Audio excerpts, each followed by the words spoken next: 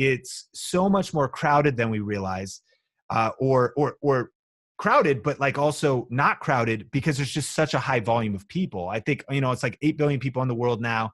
And welcome back to Young Smart Money with me, your host, Apple Kreider. Today we're chatting it up with somebody whose content I have been consuming for probably close to 2 years now, and that is Sean Cannell. Okay, this guy's got a couple different YouTube channels across the two. He's got over 1 million subscribers. Those are video influencers and think media, where he's teaching people how to really take control of video content and really produce some very high quality video content for their business in order to reach more people and have a greater impact. So on the show today, we're talking about how you can begin to implement video content into your business, and how if you are somebody like a YouTube creator or even like somebody in the e-commerce space, you can begin to take advantage of video content to grow your business. And we're talking about the YouTube algorithm. We're talking about exactly the things that you need to be focusing on. Sean knows a lot about this space. Again, he's been making online videos. He's been in the video creation space rather for 16 years. Okay, he got started in 2003, got started on YouTube in 2007. So this guy's got a few reps under his belt when it comes to online video. He has a ridiculous amount of information to provide to you.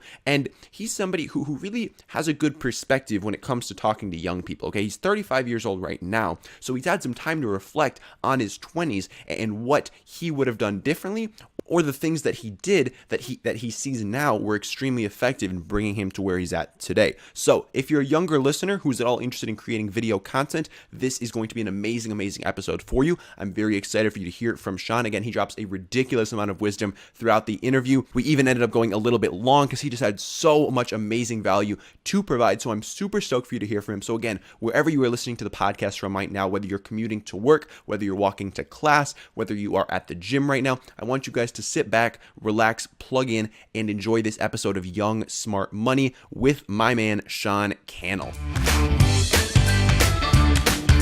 All right, Sean, welcome to Young Smart Money. How are you doing today? dude, I'm fired up, super pumped to be on the show. Man, I'm stoked to be here with you today. So, Sean, our listeners got to hear a little bit about you in the intro, but for those of them that aren't as familiar with who Sean Cannell is and what you're currently working on right now, could you give us a quick 60 to 90 second snapshot of where you are right now? Yeah, my passion is to help people build their influence with YouTube and online video. I got my start back in video back in 2003. My first YouTube channel that I was dabbling on was 2007. So I've been in the game for a long time, made a lot of mistakes, took a lot of the wrong paths, but then continued to look for all the answers, studied everything. And today we have, 80 million views total between our channels, over 1 million subscribers. We've also built a 7-figure business. That's myself, a team of 8 of us here in Las Vegas that have built a media education company. And so YouTube and online video are different things we teach on, but we have multiple streams of income. But one of the big ones now is helping people with courses and events and masterminds and things to really learn how to master video. And the final thing I'd say is it's because video is king. And I think not only was it, I developed a skill so I could really help and help other people, but video is king right now. Every social media network, Instagram has got live video stories, embedded videos, IGTV, LinkedIn now is video and live video. Of course, YouTube, Facebook. Video is the predominant force. Social Media Examiner found out that it's people's content format of choice. So any entrepreneur, young hustler, any intelligent individual living on today's, on planet Earth should be thinking about how they should be leveraging video to build their influence faster. Absolutely. And I'm super stoked to dive into exactly how our listeners can get started with that. But before we do, I like to start all the shows by sort of flashing back in time because we have a younger audience here. So I want you to talk a little bit about your middle school and high school years. I think it's always very informative to hear about where different guests got started. So as a middle schooler, high schooler, were you somebody that took school very seriously? Were you already getting involved with different entrepreneurial projects? Were you into sports, music? What did that time period look like for you? I wasn't. And so actually it's incredible what you're doing. And it's an honor to be on this podcast because I'm inspired when I see young people that have already captured vision, that are already on mission, that have clarity. For me, I was kind of wandering and didn't have a lot of purpose all throughout middle school and high school. Started to like party a lot and like just drugs and just everything, and didn't really have any ambitions. And for me, actually, it was actually a God encounter. To be honest, it was in church. I never thought I'd find myself there, and it wasn't until I was 21. If I go back, I got decent grades. I just kind of like just joked my way through school, experimented on sports, never was really good at any of them. And, I was also kind of an outcast though. And so I think, I had friends at some point, but as I was an only child, eventually my parents got remarried. I had some step siblings, but all to say is I just hadn't found my thing, my lane. And I always felt like I was sort of the odd duck out. But I think that how that's influenced to today has been powerful because there is a lot of, you need to be able to stand alone as an entrepreneur. Everyone's trying to fit in, but the way to succeed is to stand out and be different. And so I think some of those things helped me. But yeah, it wasn't until 21 when in church, there's kind of a God encounter and then mentors. That's when I started to get into personal development.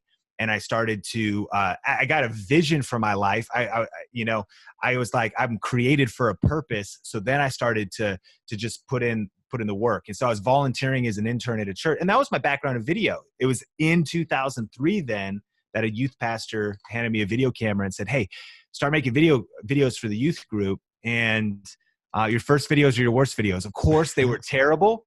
But like what I'm doing today in video, like that was the seeds back then. And it was pretty much nonstop. Like there was like a fire lit in my heart, in my spirit.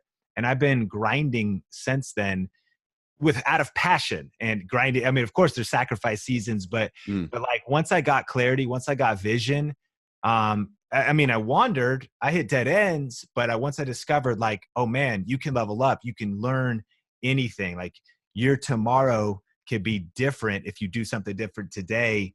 And so personal development conferences, serving as an intern at a church that put me into leadership situations, teamwork situations, high pressure situations, pressure makes diamonds, and just triggered in my life, like getting in the game.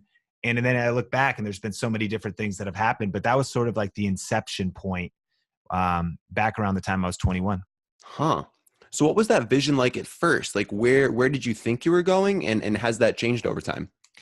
So what I knew it was I discovered that I knew I started having clarity, like a picture. I like to encourage people, you might get a picture of well, that's what vision is. It's like a picture of your preferred future, but sometimes you see it in other people. And so I was in church, and so I was exposed to communicators, and there was part of me that was like, okay, I know something like that has to do in my future. When you're just starting, you might not have a clear vision, but it's nice to have a North Star. Your life still may be foggy. Of course, there's still going to be a storm on the journey, but at least you're headed due north. And you might have detours, but at least you're headed due north. So I started to understand, well, I know it has to do with communication. I started to discover, because I was in church too, that I had a passion for teaching. By the way, I make my living basically teaching today. So those skills were kind of coming out: teaching, speaking, communication. And then I think that it's so important to have real people in your life that can speak into your life that are further ahead, because a lot of times we can't see for ourselves. So that's why I said mentors, because I just had people where I actually had people telling me like, oh, I had Jeff Morris, my youth pastor, said, you're going to write books one day. And now I got a book, YouTube Secrets. This was like 15 years ago. That's someone speaking into my future, and I could see something in me. So then social media hadn't even really started, but some of the age-old things that all of us do if we're on the hustle, if you want to win in life, you got to know how to communicate. And essentially it's that communication. So then over the years, when I came to personal, I remember buying CDs off eBay of like Jim Rohn and Chris Weider and all these like old, it was all about communication and speaking. So once I got clarity, then I started focusing on skill development. So I started saying, okay, I want to grow as a communicator, get better at my skills. And I was always trying to level up and pursue mastery and excellence. But like, it was that North Star. And then so what I also thought was initially I thought it'd be in the church arena. Yeah. But then I realized as life progressed, I was like, wow, well, no, the world's a lot bigger. Like social media, I started to discover that I had some real skill and like competency, not just at creating video content, but once I started to learn how to rank videos, I found that I eventually stumbled on marketing basically because some marketers hit me with some Facebook ads. And I started to, and I was following my passion, right? For example, not to take, to just rant so much, but like, when it comes to video, for example, there's like 100 distinctions underneath that. So even when you find your passion, like you might find your passion for speaking, but that could mean so many different things. Is it online? Is it at corporate events? Or is it at like hype leadership events? What is it in a like there's so many different platforms. In video, I learned I don't really want to shoot wedding videos and I don't want to do small business videos. And actually, but I do like this kind and not that. Like there's so many nuances. And so as life progressed, I discovered marketing. I was like, okay, this whole kind of marketing, communication, and I discovered kind of entrepreneurship strategy. And it became to a lot of things that is probably summarized very much on like your show, like entrepreneurs. I realized that that was like truly something that had been placed in me. And that's been unfolding since that time. I love it. So did you have a period of where you were like experimenting with all these different styles of video from like wedding videography to like different styles? Or was it kind of just you fell into YouTube and social media? Yeah, that's what I think makes me pretty lethal today, because the first thing was I was like doing a bunch of church video announcements. And then they were like, hey, we need to like tell a bunch of people's stories and interview a bunch of people. And so now I'm miking people up, I'm putting lighting up. And then they're like, this needs to be almost like a mini documentary. And this back in like 2006. Then I start my business. I actually took a loan out. I'm waiting tables at Red Robin. I took a loan out of like 10 G's to buy a video editing PC, a DSLR, all the gear. And I started just doing different things. But one of my passions was to like sharpen my skills across the board. So I had like a local hip hop artist in Seattle hire me for music videos. Then I'm doing wedding videos. Then I'm doing like weird videos for like small town Mexican restaurants. And so like but all of those different styles of formats made me so freaking lethal at video, man. Cause I've just done it. I went to leadership conferences, started working with other authors and speakers. And like, so I'm doing B-roll and kind of doing vlogs. Yeah. And we started an interview show. Back in 2010, we started a thing called Think International. Now today, people know video influencers, but that was like an interview show with a lot of kind of nonprofit leaders and faith-based leaders. So I was like sharpening the freaking axe in all types of different moments of my life. And one thing I think could add value to your community, a friend of mine, Ken Coleman, is coming out with a book called The Proximity Principle. What it's about is that like the best thing you could do to level up in life and like accomplish your dreams, young, smart money, is get around the people doing what it is you want to do. So I mentioned going to those leadership conferences. Once I identified there was a guy, his name's Dr. Dave Martin, speaker, author, speaks all around the world. I actually really wanted to work for him. I heard him speak once and like freelance or whatever, because I was like, he's doing what I want to do. Like I'm writing books. And so imagine, and actually eventually, like it took years. We shot an interview with them, a year passed, but eventually I ended up running to him at an event, having the boldness to kind of pitch him, like I could help you with some of your social media. And I got this chance to work with them. But my point was I didn't care about the money. I cared about the education. And eventually I moved from Seattle to Las Vegas to work at a larger church. Same thing. I wasn't concerned with my salary. I was concerned with what I could learn in educational, organizational leadership, running a team. That church had one of the best communicators as well in the world, Benny Perez, author, speaker. So these environments, the proximity principle, leveled me up. And I was intentional to put myself in those environments, putting myself around other videographers or putting myself in projects that stretched me, that I was kind of scared of, again, leveled me up. Because I was diving in full immersion. So talk to like the 16, 17, 18-year-old listener right now who wants to get themselves into those kind of environments, who wants to find people who are going to help them level up. Where are some of the best places that either you went or you would advise someone to go in today's day and age to find that kind of environment? Well, I mean, it depends on how autonomous you are. So, I mean, if you're 16 and you're like, I wish I could leave the house, well, you better have the chops and the money to do that. Yeah. But But what I would say initially is like, it's probably what you're already doing. I mean, if you're already listening to Young Smart Money, you're already really smart. Like you're already thinking about personal development, thinking about your future. So I applaud you for doing that. What I would say is if you identified someone you want to do what they do, identify, like it might be Casey Neistat, right? It could be like Taylor Swift. It could literally be whoever.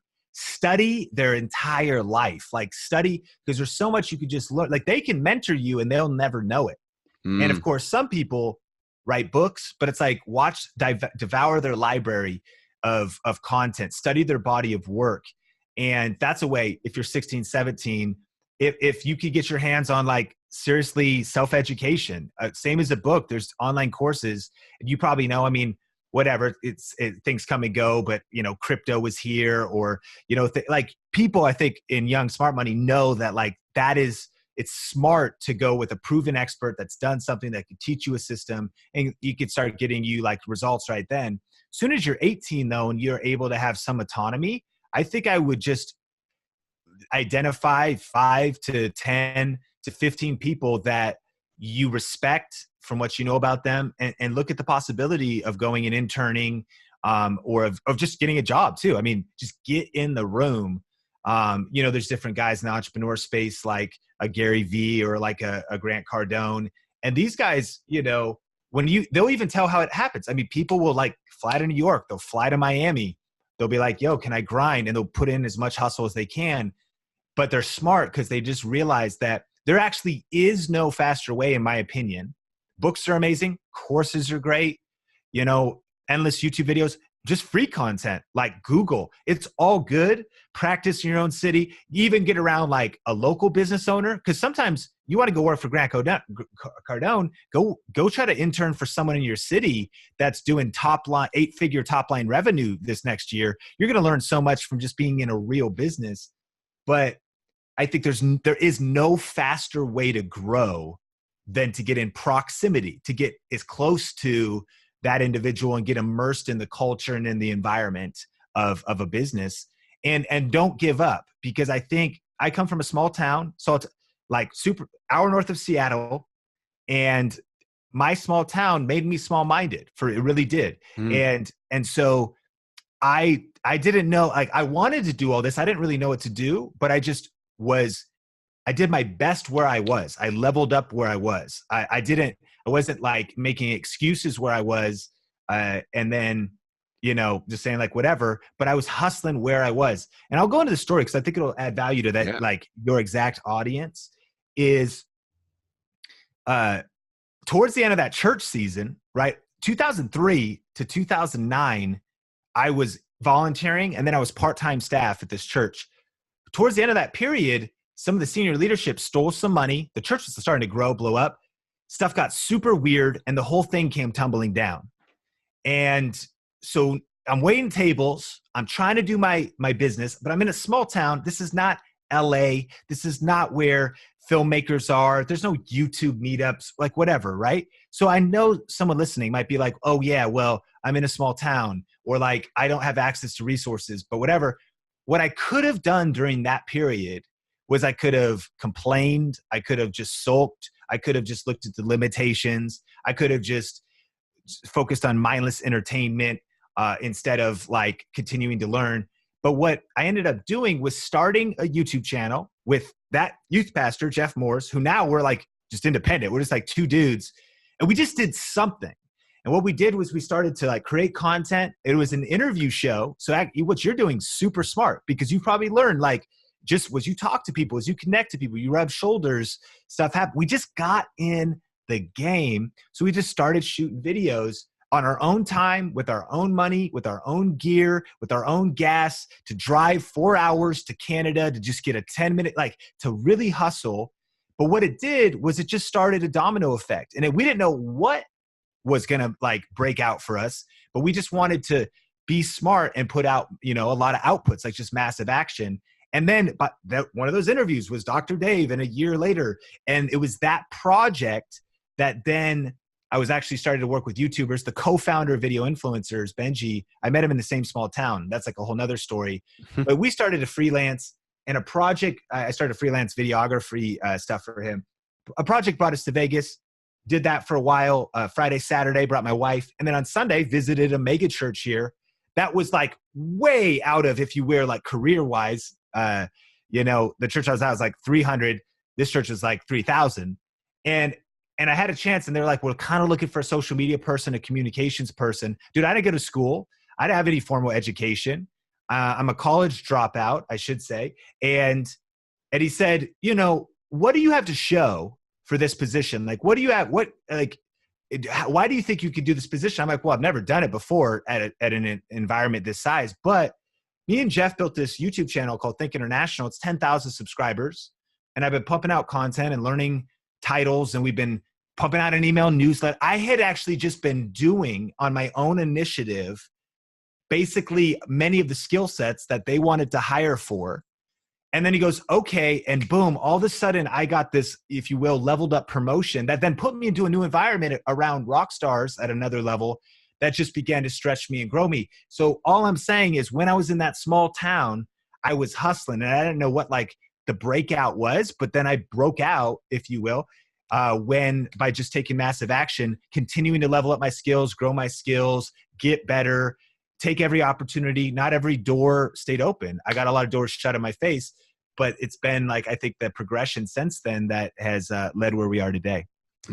Absolutely. And that massive action is so, so important. Even if you don't know like where the end goal is going to be, just getting those skills acquired and being able to implement those in any environment that you go into is huge, especially at a young age.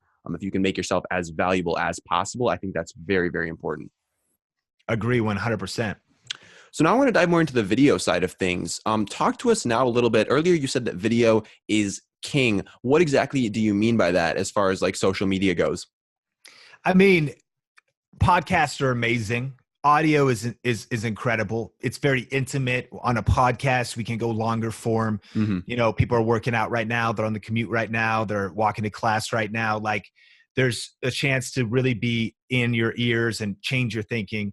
But and words are amazing. Books are amazing because you could get to know someone's heart and their vision and their tips and their strategies. And those are your real only options. I mean, you're either going to do words, pictures, audio, or video, which is just technically all the above. Yeah. Like it's the combination of everything. But when we talk about young, smart money, we're talking about business, and business forever and forever in the past and forever into the future will always come down to we do business with people we know, people we like, and people we trust. And when I think about video more than anything, I just think about it as an accelerator for business because one, people need to get to know you. And that's the essence of how much opportunity there is right now that people like me from a small town with no media connections, college dropout, nobody in my family was in Hollywood or not, you know what I mean? Like nobody was doing anything of the sort of thing I'm doing. Now 1 million subscribers and I'm from Marysville, Washington. Like why? Because people can actually know who you are. They don't know you. And because of YouTube and YouTube search and social media, they can know, which is insane. Like they don't know your business. They don't know your project. They don't know your idea. They don't know your merch line. They don't know your music, but you can get to know you. Video in the news feed, there's the motion. It stands out more than anything else. You see the person as you can engage with it. On Twitter, there's the motion. On LinkedIn, there's the motion. Then when someone turns it on, it's kind of cool. It's the BS meter. I mean, they could then see, not just hear you, but see your face, see your facial expressions, see your emotions, see those other details. And then, of course, they get to hear you, see you, and then experience the words you use and the value you add in that video. So it's the most powerful content format. And sure, it comes with different challenges, like producing a podcast is easier, like at some level, and more sustainable or whatever things. But if you can figure out how to do video, and no matter who you are, any business too, you can always, even if you only do one video, you could take one video like the Dollar Shave Club ad. You could look that up. And then run ads behind it, or the Squatty Potty ad with the unicorn, and run ads and blow whole physical businesses up. E-com businesses could massively leverage the right video. It doesn't have to be you're a regular content creator, but you do the right video. That's actually a good book for the young hustlers listening. From Poop to Gold is the Harmon Brothers, one of the best ad creating like kind of groups that even if you just create one video for your product, your service, and you run it in the right places, it can go viral and completely blow up your business. So that's where I get fired up about video, because it's just so powerful. Absolutely. And I'm so glad you brought out the Harmon brothers. They're doing some amazing, amazing stuff with video. And I'm just like, every time they release a new piece of content, I'm just blown away by what they're able to do, because it's really, really impressive stuff. 100%. And yeah, so video is king. And again, you don't necessarily have, like, you want to go to your strength too, and you want to go to your time and your season of life. I've got a friend like you, college quarterback, 21. I think he's about to turn 22. Already built a 6-figure business. Name's Brock Johnson. And he's got a sick podcast, Social Media Moneymakers. And he also does a podcast with his mom, Shalene Johnson, called Build Your Tribe. And Brock is, again, he's in a season. He's got his YouTube and he's trying to do, but he'll go dark on his stuff for 6 months because he's going to focus fully on football. And then he gets back in it, and it's encouraging too, because a lot of us as hustlers were like, oh man, could we still succeed? Bro, 6-figure business, man, in a year, like a couple years in a row now. And so, like, you just got to pick the vehicle that's right for you, the vehicle that is right for you in the right season. But as you know, of course, I'm bullish on people using video over any other format, and YouTube especially. Absolutely. So talk to us now about some of the biggest mistakes you see early creators making, because I'm sure you see the same things time and time again. What are some of those early mistakes that you see new creators making? Man, the biggest mistake most creators are making right now is they're selfish, and they're self-focused. They're not audience focused. And really what I mean is the allure of YouTube. It's like, yo, I'm going to be a vlogger, and my life is I'm just going to flex, I'm going to travel. And don't you want to see how cool my life is? And that's the wrong approach. You want to approach it like, even to say though, that there is value in some of that and it's entertaining. Everyone wants to do that. And really what their motive is like, hey, wait, how can I use social media to just support my lifestyle, as opposed to starting basically target audience first, customer first, which I believe is just a better place as a human to be. Yeah. And I mean, I'm not trying to say I'm a saint here. Obviously we all have selfish, like we do want to build our things and we want to make money, but like the biggest mistake is you want to think about actually the target audience. What are they looking for? What do they want? You've clearly done that here because you've got a clear promise, a clear show, a clear brand, clear value. And people are not listening to this, even though they're getting to know you and they're getting to like and as they know you, they want to hear more about you and learn about you and like learn your tips and all this stuff from all the stuff you've learned. But again, they're here for the value. Like they're listening right now because it's impacting their life. So put that down and really figure out, okay, who is it that I want to reach? Another mistake is people try to reach everybody. They don't get real clear on their vision of what their channel is. They're like, I'm going to do a vlog channel and I'm going to do like challenges on it. And then who's it for? It's just everybody, man, because I'm the funniest in the world. You're like, all right, well, good luck. Like, we'll see how that goes. But when you get clear and you also, I think the third one would be, even with that, is being afraid to niche down and get very specific. Everyone wants to go general because they're like, I'm multi-passionate. But if you're passionate about BMX, riding and tricks and, hip hop and like whatever, and movies, do not try to put those all into one YouTube channel. That would be 3 different YouTube channels, and you shouldn't try to run 3, because if you try and chase 3 rabbits at once, you'll end up catching none of them. Say, which one are you most passionate? A straight up BMX tricks.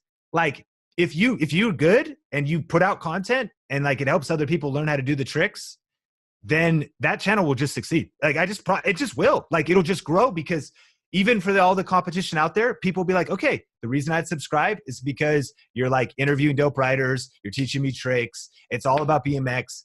But then if every other video, you're like, all right, I'm going to review the new, Yay album or like whatever. And they're like, well, dude, I thought this was BMX. Furthermore, though, you create a hip hop channel and you're breaking down, creative ways of either review, like, the Needle Drop is a YouTube channel that just reviews a lot of music, or someone who's even explaining hip hop, whatever, then that's all a niche, all hip hop culture dope.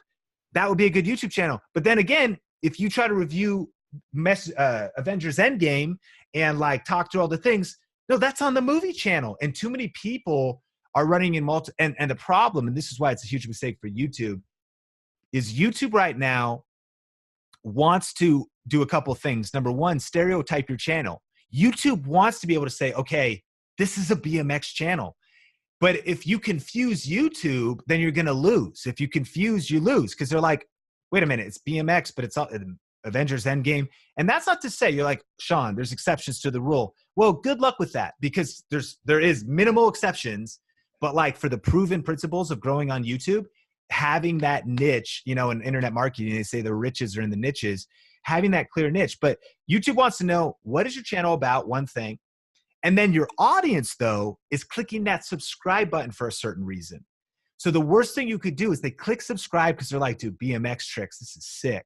And then they keep swiping on the next day and they're like, wait a minute, why is this guy talking about Kanye, dude? I hate that guy, or whatever. And then like they keep swiping and they're like, Avengers Endgame, unsubscribe, because I thought more BMX stuff was coming my way, but apparently it's not. So having really a narrow channel is the most predictable way to grow successfully on YouTube about a specific thing that serves a specific person that really taps into a pre-existing audience. Too many people are like, should I try to create like a whole new niche? There's not a lot of people. I'm like, well, yeah, probably not. In Seth Godin's book, Tribes, which is a classic and essential for, I think, understanding the internet, he talks about you don't create tribes. You actually stand up as a leader in a pre-existing tribe. Meaning when you start you didn't create the BMX movement, or like it could be skateboarding. You say, this is already a tribe. There's already tons of skaters. And then when you really understand tribes, you might understand that there's all types of different variations within it. So then you realize, okay, I'm going to start a YouTube channel that is tapping into this movement. And even though there's a bunch of other people, I'm just going to bring my 2 cents. And it makes sense because guess what? Now YouTube can suggest your channel around other content. And one thing that we're afraid of competition. Like, oh, there's already too many other people doing it. It's a good thing, man. Because anyone who's really passionate, what it is evidence that there is a passionate tribe of basically consumers. And anybody who loves something wants more of it. I mean, I know I do. Like, I can't stop studying leadership and entrepreneurship and marketing. And I love podcasts. Like, I'm excited to go through your library and check out some of your past episodes, just because I'm always interested in this kind of stuff. Does that make sense? And dude, you got a lot of competitors. So do I. You know what I mean? But you have a really clear brand with Young Smart Money. That's what people need to do, especially with video as well, is really you want to be known for one thing to break through. And then you can expand later on.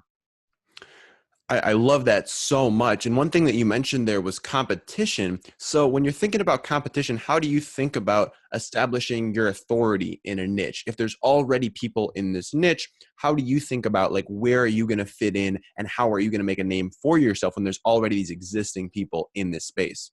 It's really good. So, I think Sally Hogshead had this awesome quote, and she wrote a book called Fascinate. And she said, to stand out online, different is better than better. And that's a rich quote, because I think the first thing that, again, we want to stand out, but we look in the industry, in YouTube, a big one would be like Casey Neistat is a great example, because Casey Neistat on YouTube shows up, and then he kind of pioneers a new style, and then everyone just echoes the style. And the problem is he's being the best Casey Neistat possible, but you were born an original, don't die a copy. You can't be better than Casey at the Casey style. Dude, it's just his DNA. What you want to do is you want to be you times 2.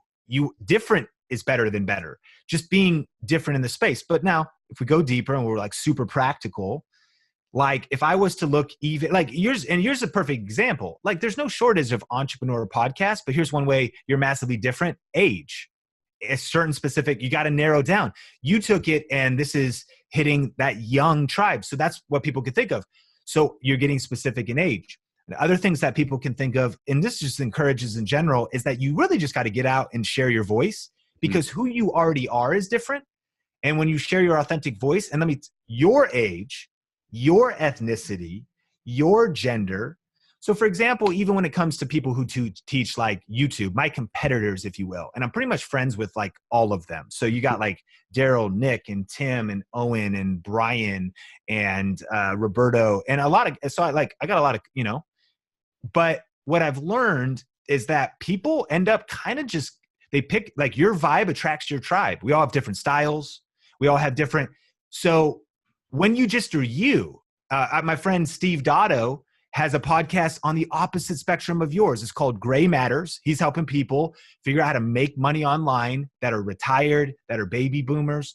So like, arguably you could say, well, he's doing the exact same thing as you, so one of you don't matter. No, because you're hitting a different demographic, a different audience. And some people, they're just not going to like your vibe, man. They're not going to like your headband. Like, just straight up. I like your headband. You know what I mean? Like, but for real, like, people don't like my hair, or like they want. And so if they might want to follow somebody that has a different cultural background, again, a different gender, speaks from it from a different perspective. And I guess I brought up my YouTube competition because besides a few people like Sunny and like Vanessa and Jessica, there's very few girls. So even on my team in the YouTube space for women, and so even on my team, Heather is now kind of coming on the Think Media channel, and she's sharing some content. But we recognize there's even just, you can maybe see that there's space, like, man, there hasn't been like a woman's voice on this. So you feel like everyone's already talking about the same stuff, but like whatever. And then the last thing that's probably just the icing on the cake is that the world is so much bigger than we realize. It's so much more crowded than we realize, or crowded, but like also not crowded, because there's just such a high volume of people. I think, it's like 8 billion people in the world now. And the internet already has like 4 billion people online, and 2 billion are coming online in the next couple of years. These numbers are so staggering.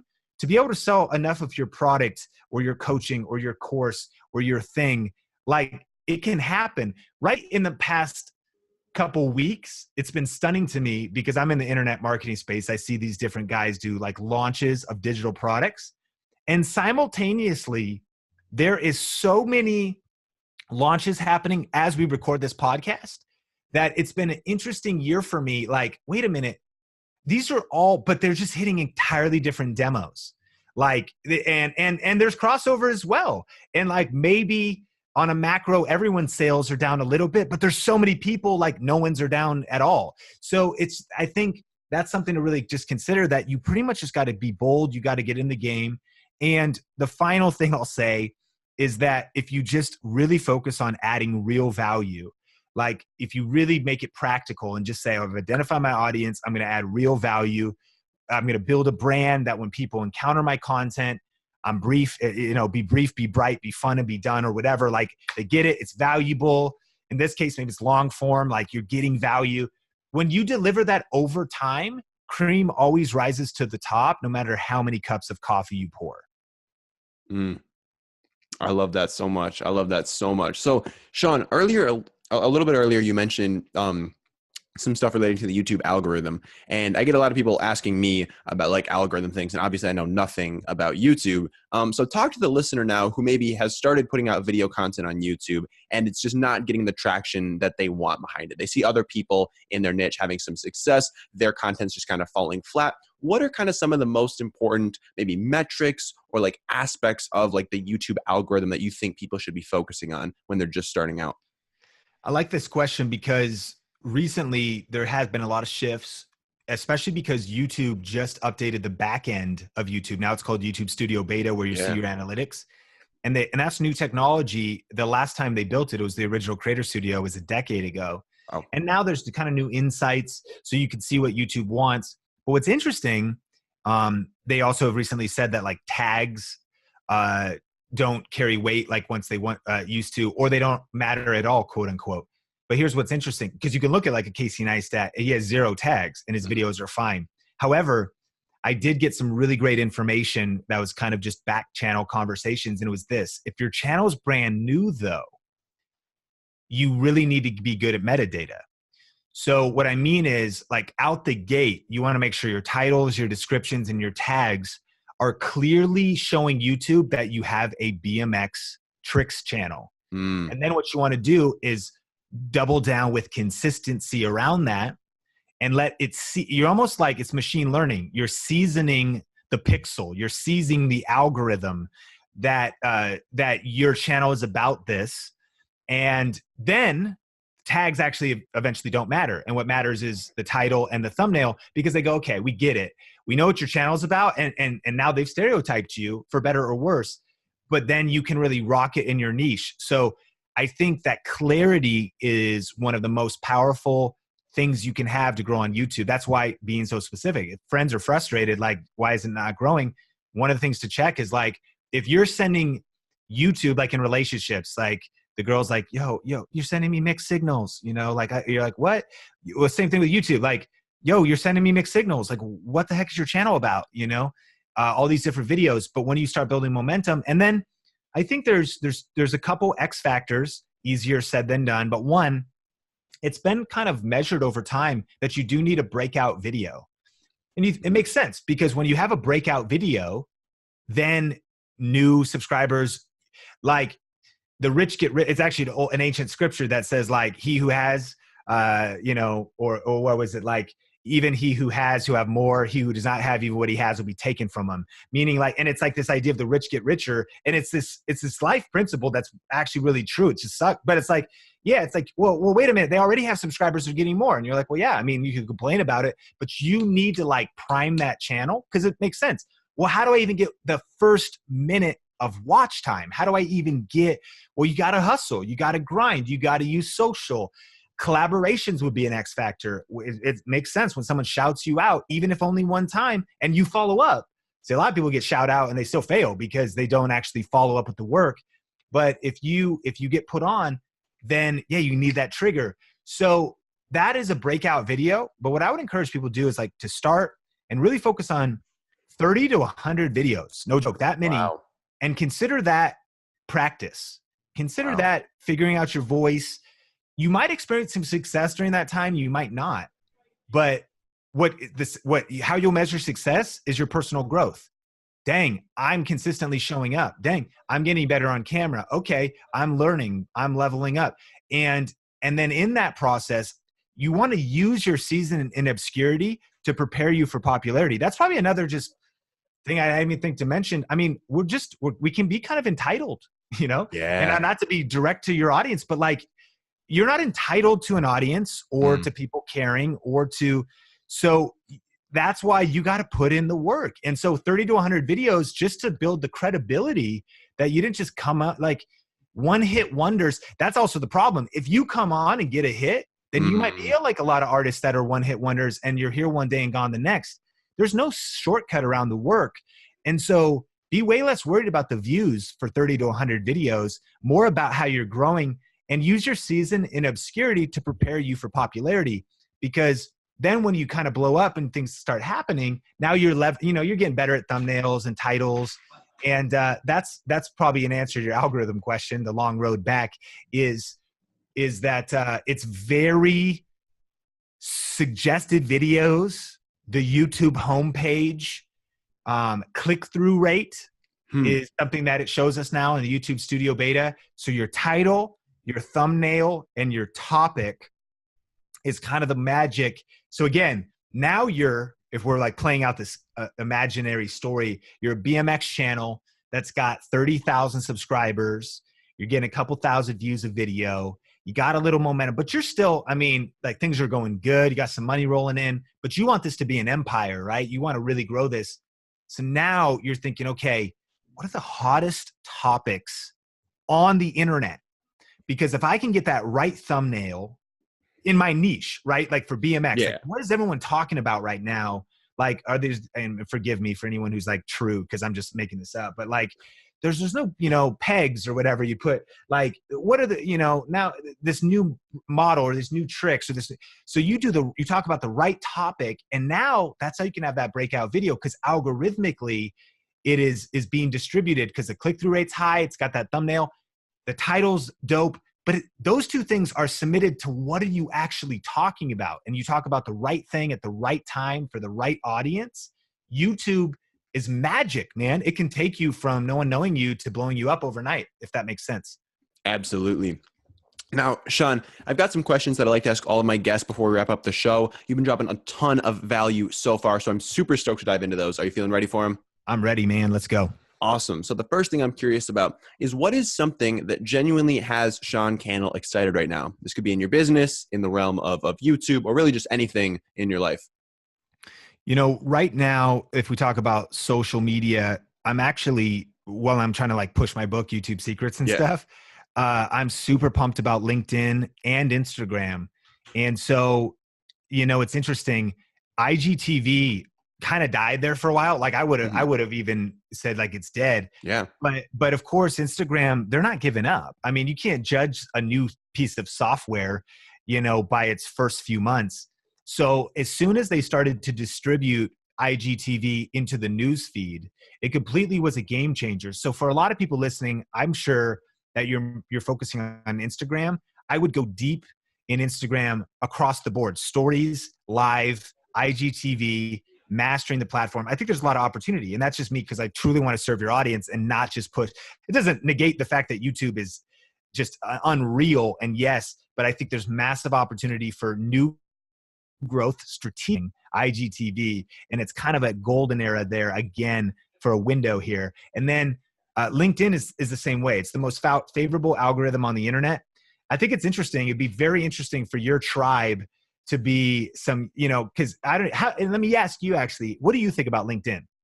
So I've been trying to get a little bit more active on the platform. I have some buddies who have been posting a lot of video content and having a lot of success, and they're telling me that I got to get over there. So I've been slacking on it, but it's something that's definitely on my radar. Not a huge priority right now, though.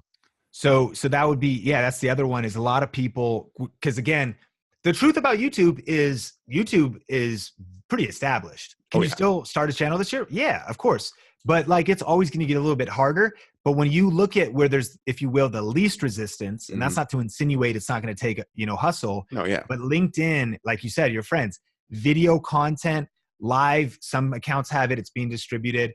And for entrepreneur minded people, we are living in right now, but LinkedIn probably has 12 to 24 months of being an insane amount of white space in 2019 and 2020. And so, those are two things I'm very excited about. I love it. I love it. Sean, do you have any habits, either in your lifestyle or your business, just things you do on a routine basis that have helped you get to that next level or really served you in your life? Yeah, two things. One is I think you want to have a prize fighter morning routine.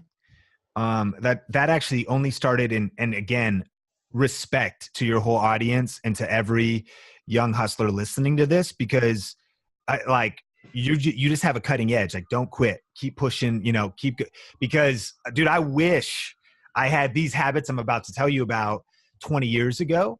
I'm 35. And so, I was not having a prize fighter morning routine back when I was, what am I saying? 15 or I'm not even, must have been. And so, prize party morning routine, like get up, get hydrated, get active.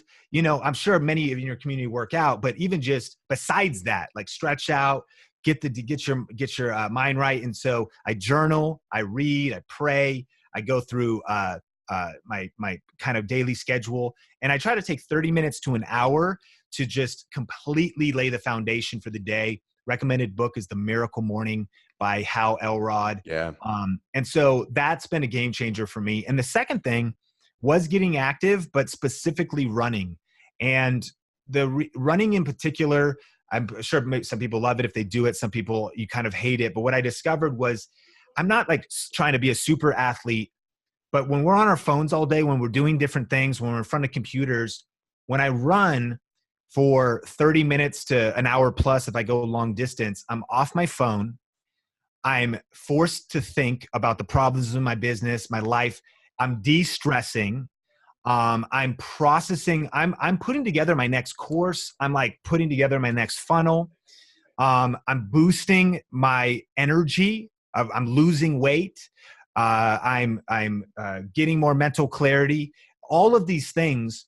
And so it literally, for me, has been like this competitive advantage to use running as like a sanctuary for thinking, for like reducing stress, for boosting energy. Hmm. And those are things that I think entrepreneurs need. Now that's probably just the check of like, find your thing though. Cause your thing, Yeah. it might be more about weights, and I need to like round that out because as I run so much, I'm like the scrawniest dude in town. And so, but like find your thing and really do that, because fitness development leads to personal development, which leads to business development. And you can encounter some people that might be like, well, yeah, I'm out of shape and I'm doing good in business. But my argument is, well, number one, you could probably be doing even better, or at least you'd feel better, you'd be happier, and you'd have more energy across the board. And so that's really getting things right when you've got a foundation of fitness, a foundation of personal development and mindset and confidence, and then a foundation of strategy, wisdom, and business. And you know how to, whatever it is, you know your craft, and you've mastered whatever it is you do. You're unstoppable with those three.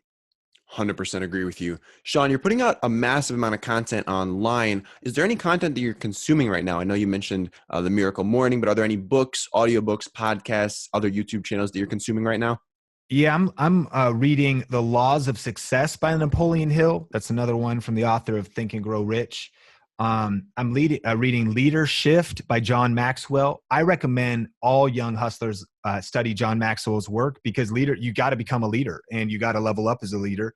And if you truly want to make a massive impact, you're not going to do it alone. So you're going to need to be able to inspire, a classic like How to Win Friends and Influence People, but like 21 Laws of Leadership, 17 Laws of Teamwork. But Leader Shift is a new book from John Maxwell. That one's super great. On podcasts, I like the James Altucher podcast. I kind of pick and choose guests there. Build Your Tribe with Chalene Johnson and Brock Johnson. YouTube, I love my Gary V. I love Valuetainment, great YouTube channel. Patrick Bet-David. He's coming on the show in a little bit here. Sick, man. Great, incredible content. I love my boy Peter Voogd. Yeah. It's got cool stuff. The Millennial Mentor, and it's, there's some great ones. I think about who I'm subscribed to, and it's not all necessarily business, but like I love Phil DeFranco for news. I think Phil DeFranco is a rad YouTuber to kind of stay in the know, and he gives you a lot of YouTube news, kind of as well. And there's a lot of great people out there. But I will say, and this is actually pulling a page from something Peter Voogd would tell you, is I think also you want to be ravenously learning, but it's all about mastery versus overload. And some people in today's era brag about how many books they read in a year, and like, oh, I read a book a week. And it's like, well, did you master though 52 books? Probably not. It's like not even possible. What if you only read 1 or 2 books this year and absolutely mastered them? Or what if you focused on one course or podcast and really went deep? And so the world's getting noisier. We're on our phones. We're getting hit with all these distractions. There's shiny objects everywhere. And there's so much, like, we can feel so frazzled and in so many different directions. And complexity is the enemy of execution.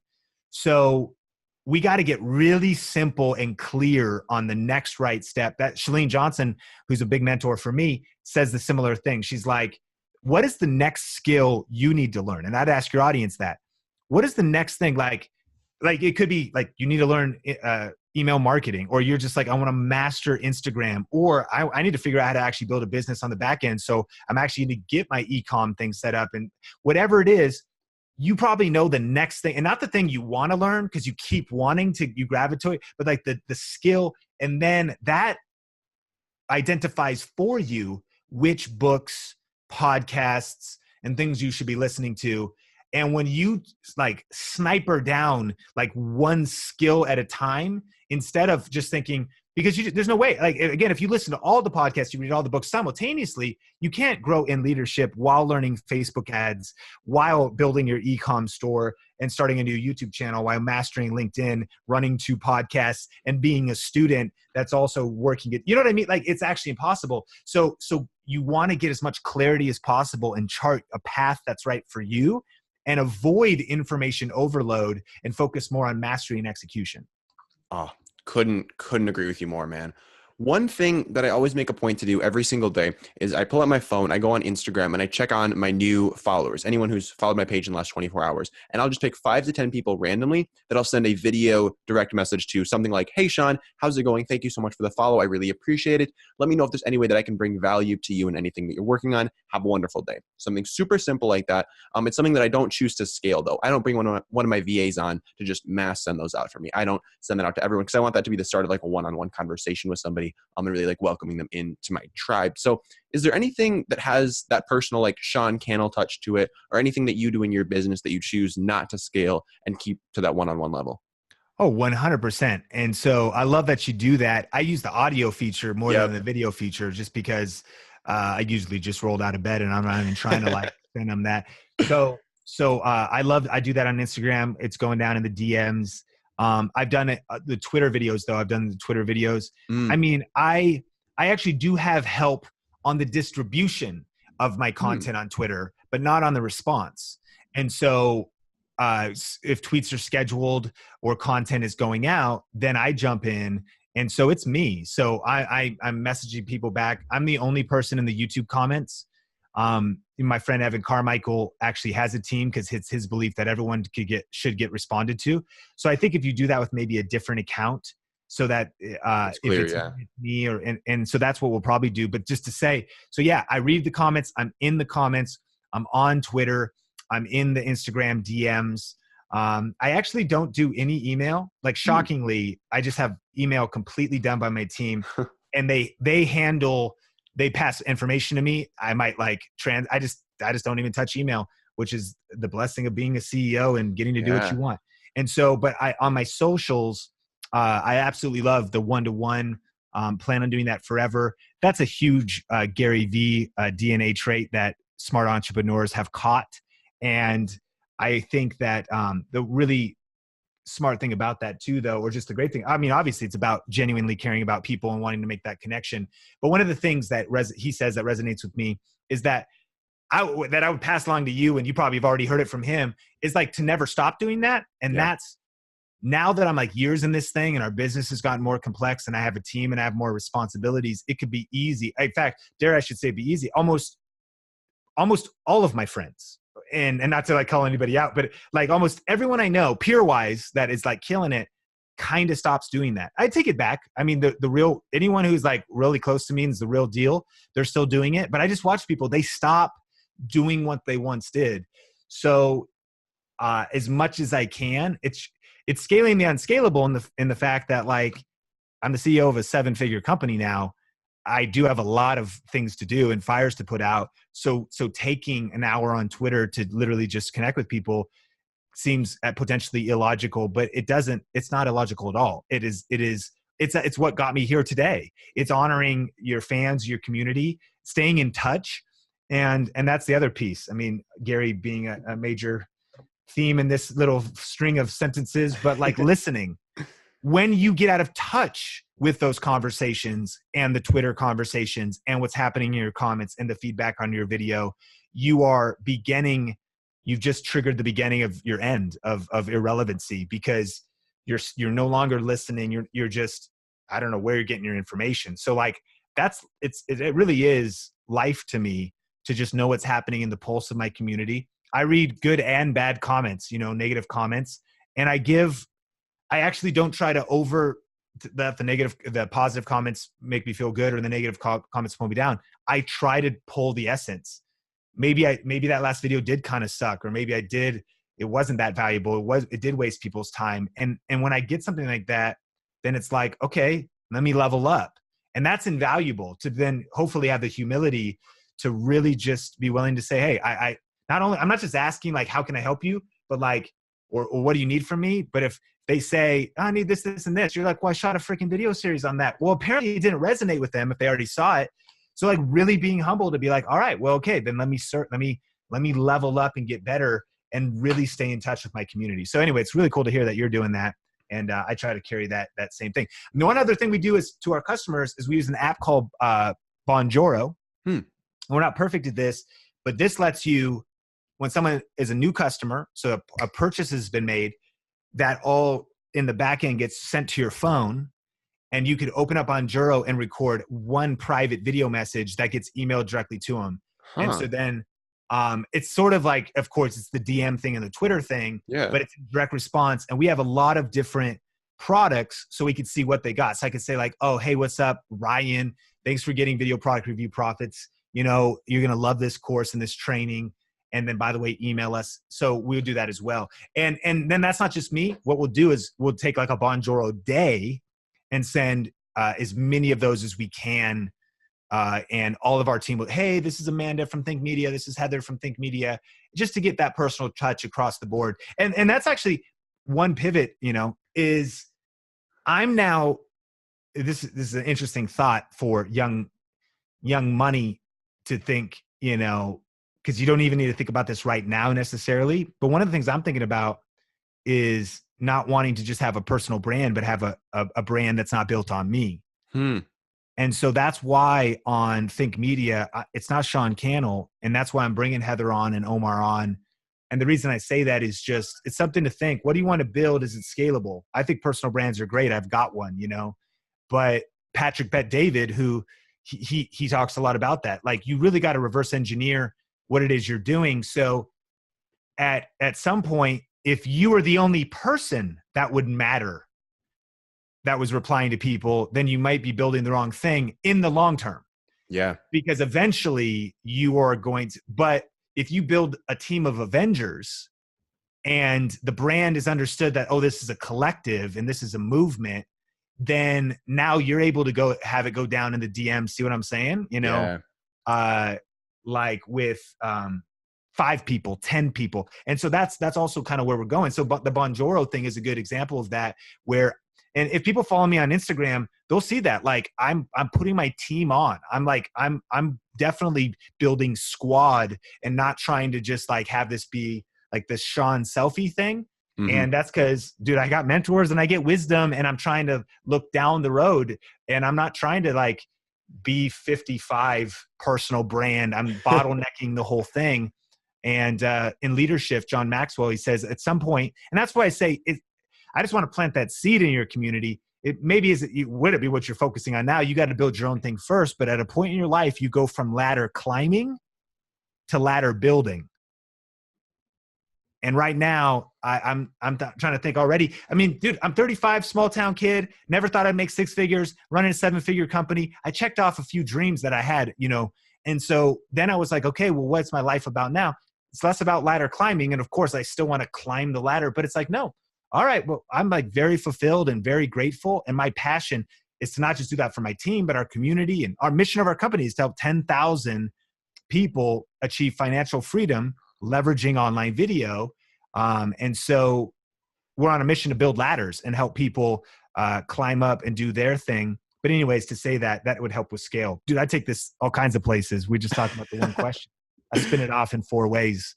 I love it, man. I love it. There's a lot of value provided there. And a good mentor of mine, Richie Norton, talks about that a lot, and like reverse engineering a business for like the lifestyle versus like the income, and knowing like, where do you want this to be in like 20 years? Like, do you want to be like the figurehead of your business, or do you want it to be something that could potentially run without you having to be the bottleneck to everything? So I think that's super cool that you hit on that. Super cool. I haven't read the book. I just read the title. It's called Built to Sell. And I was like, well, I don't even know if I need to read the book, but I know my business isn't yet. So another one's the E-Myth. And like, building a real business and not just, and for all of us that want to be social media influencers, that's some very important things to be thinking about immediately, is what kind of real business do you want to build? Because this whole social media influencer thing is actually, it's going to kind of come and go. Like, what'll last is tried and true, value-based businesses that are built on something more than potentially just your influence. That's the truth. Y'all need to digest that. Sean, thank you again for your time. You dropped a ridiculous amount of value here. Where can our listeners go if they want to follow up with you, learn more about YouTube, learn more about online video? Where should we send our listeners to get all the information they could ever want and more? Yeah, I think the best place to start is if you just go to YouTube and you type in the word Think Space Media, type that in the search bar and it'll pop up a whole bunch of videos on the homepage. Start with whatever piques your interest. We can help people find cameras. as I technically am like a tech reviewer on YouTube in one respect, but then we also have a lot of business kind of development content and YouTube growth stuff. So Think Media, definitely recommend the book YouTube Secrets. It's on audiobook now. And so for all of those that get down with Audible, grab that and you can take it with you. And it's crushing. And then the one other channel people could go to is Video Influencers, video space influencers, ERS on the end. We have a weekly interview show with entrepreneurs and YouTubers, as well as like LinkedIn video creators that are any video influencers that are killing it, sharing their best tips. So a ton of value if anyone really wants to master video. And then my name, Sean Cannell, everywhere. My website, Instagram, Twitter, SeanCannell. You probably won't remember that. Sean Cannell. My Uber drivers say Sean, and my wife's name's Sonia, Sonja. And so at Starbucks they go Sean and Sanja, and we're like, that's us, man. Just a happy couple over here. Sean, Sean. Cien is the order. Cien? Yeah. I mean, what year is it? Have you ever seen Sean Puffy Combs or like Sean Connery or Sean? I mean, it's Sean, bro. Globally, Sean should be understood that it's Sean. Anyways, SeanCannell.com, Sean Cannell on Instagram, whatever platform, Twitter, everywhere. So I love it. And I'll link up all those in the show notes below for our listeners if they missed any of that. Sean, again, thank you so much for your time. I really appreciate it. Do you have any last closing thoughts, words of wisdom, or anything you want to close out the show with here today? Dude, I just want to applaud your community. You are freaking awesome. And that you're listening to this podcast for, especially, you know, as a young person, you could be focusing on a lot of things. I love that you're focusing on something productive. But here's what I would say.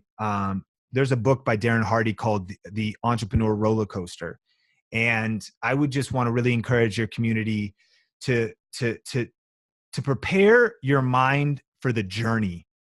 It could seem like social media, people are blowing up. You're hearing about all these case studies on here. You hear about me, and it might be hard to understand that. Again, I know in 2003, I'm making crappy videos, and it's 2019. That is 16 years later. And yeah, my life is freaking amazing right now, but it wasn't for a lot of that time. And so really prepare your mind for the long haul and realize that it's going to be a roller coaster. It's going to be ups. There's going to be downs.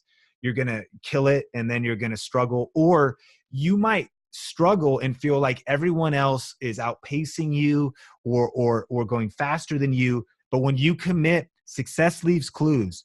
When you follow the proven principles of life and the proven principles of success over the long haul, they will pay off in your life. And behind me on the wall, I've got a poster that says slow and steady wins. And it's got a little turtle at the end there based on the story of the tortoise and the hare. And social media is the hare right now. Online, all the hype is the hare. It's the sprinting. It's the bottle popping. It's the Ferrari. It's just all the hype of like, man, we're so fast, make money, do all this stuff. Whereas we know, but what happened with that was that rabbit was cocky, and that rabbit got comfortable and took breaks and was just living the life and made a lot of money and lost a lot of money is really the picture. But meanwhile, the tortoise, it was never sexy. There's never any fireworks. It was just one foot in front of the other. But over the long haul, the tortoise won. Slow and steady wins. If you just keep at it, man, you'll get there. And most people overestimate. Most people overestimate what they can accomplish in 1 year, but they underestimate what they can accomplish in 5 to 10. I hate to rant here, but I feel a real privilege to just speak into your audience and younger people. And so really, the last thing I would say is be willing to potentially sacrifice, quote unquote, your 20s to live the rest of your life however you want. Dave Ramsey says, live today like no one else, so later in life you can live like no one else. And that's based on your ambitions. By the way, I mean, whatever makes you happy, but I really hustled in my 20s, and I was waiting tables and trying to level up my skills. And I remember I was waiting tables at Red Robin, and people I went to high school with would come in, and they had like nice clothes. They're like some insurance salesman or something. And they drove up in a nice lease car. And I remember seeing them like, what, shoot, like, when's my time? But to be honest, I wasn't even that worried about it. I was like, just let this thing play out, man. Just give me the time. Like, and having that patience to just say, all right, I'm slow and steady wins.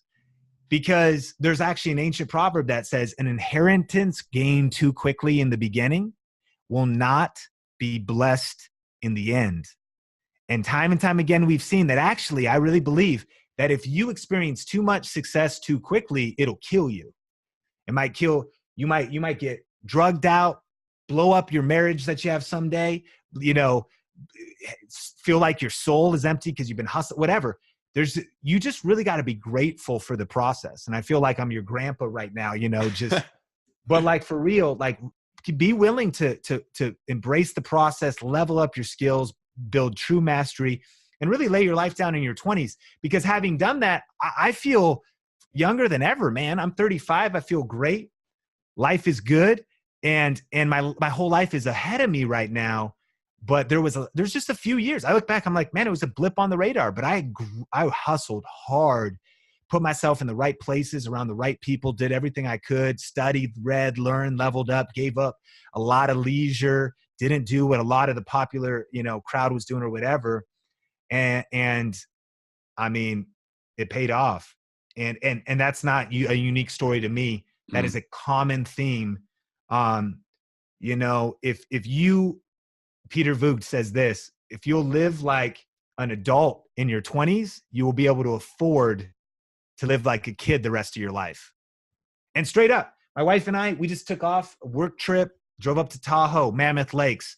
I mean, we create content. So we're snowmobiling. Oh, yeah, shoot, work day. Like, we built this thing though. You know what I mean? And if you live like an adult in your 20s, and when you're 17 to 20, then you can afford to live like a kid the rest of your life. Discipline equals freedom. And they have a great time, because, I mean, hopefully you're doing what you love and you're embracing the whole process. So, I mean, I took this whole thing places, man, but I hope people got value. Absolutely, man. Ridiculous wisdom, value, dropping bombs left and right. Sean, I just want to thank you for your time spending it here on Young Smart Money, man. I know I got a lot of this conversation. I know our listeners did as well, man. And I really just appreciate you. Dude, likewise. Love what you're doing and super inspired, man. Great job on putting out the podcast, being consistent, over almost 150 episodes now, and just continuing to grind. That's the thing, man. People don't see it. That's a lot of episodes. And I bet episode 1 through 10 wasn't as cool or as flashy as it is now. But people are giving up on episode freaking 3. So, I applaud you, bro. You're doing a great job. And thanks so much for having me on. Absolutely, man. It was my pleasure.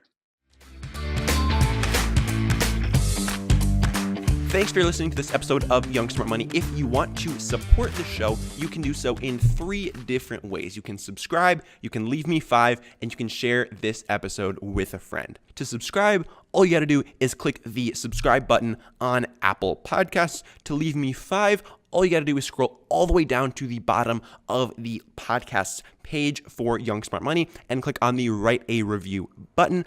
And to share with a friend, all you got to do is screenshot yourself listening to this episode, post it on your Instagram story, tag me, and I will be sure to repost it in my Instagram story as well. I love giving you guys some attention who are listening to the show. Thanks for listening, and I'll see you in the next one. Real quick, just launched a new project called the Online Course Examiner, basically the Yelp of online courses. It is blowing up lately, onlinecourseexaminer.com. Check it out.